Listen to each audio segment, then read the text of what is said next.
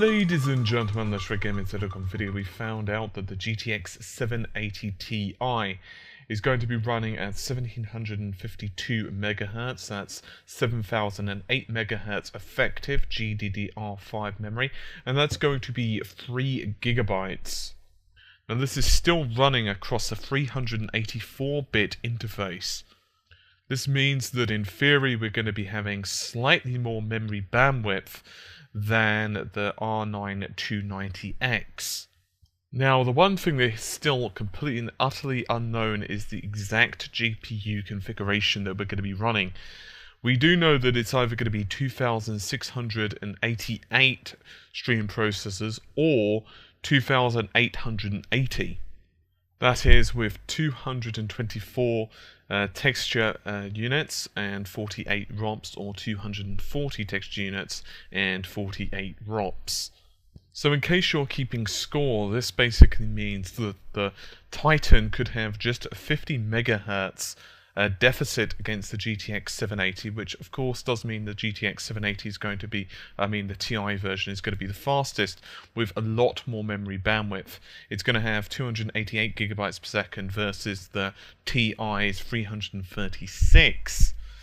Now, there's a good possibility that what's going to basically happen is that they're going to try and get the other remaining cores enabled, because some are disabled due to, of course, manufacturing process defects and so on. So there's a good possibility that maybe the GTX 780s are going to get kind of like the pick of the litter. Now, that's not the only difference from the Titan. The Titan is, I suppose you could see, like the intermediary. It's the bridge between the Geforce range and the Quadro range. Now, the Quadro range are actually primarily used for 3D rendering. So, for example, if you have like a rendering rig, or you're doing a lot of 3D work, in other words, you're creating stuff, say in 3ds Max, or you're doing a lot of Adobe Premiere or After Effects work, that type of thing, you'll generally speaking be using a Quadro card. And they actually have a much better floating point, 64-bit floating point performance, So basically speaking, the SMXs, as I said, one of the SMXs has been disabled from, say, even the Titan. So there's a good possibility they're going to try and re-enable this for the GTX 780 Ti. But each of those SMXs has 192 floating point 32s and 64 floating point 64s. And these are for CUDA, which obviously are basically the stream processors. And so there's going to be less of those floating point 64 CUDAs. So what basically we're going to be seeing is most likely the GTX 780 Ti is going to be gaming orientated. It's going to be designed for titles like Battlefield. It's not designed for 3ds Max work. So in short, if you're kind of doing a mixture of both, and you're mostly doing, or you're doing a lot of 3D graphics work, or you're doing a lot of rendering on the GPU, the Titan is still probably going to be slightly faster for you.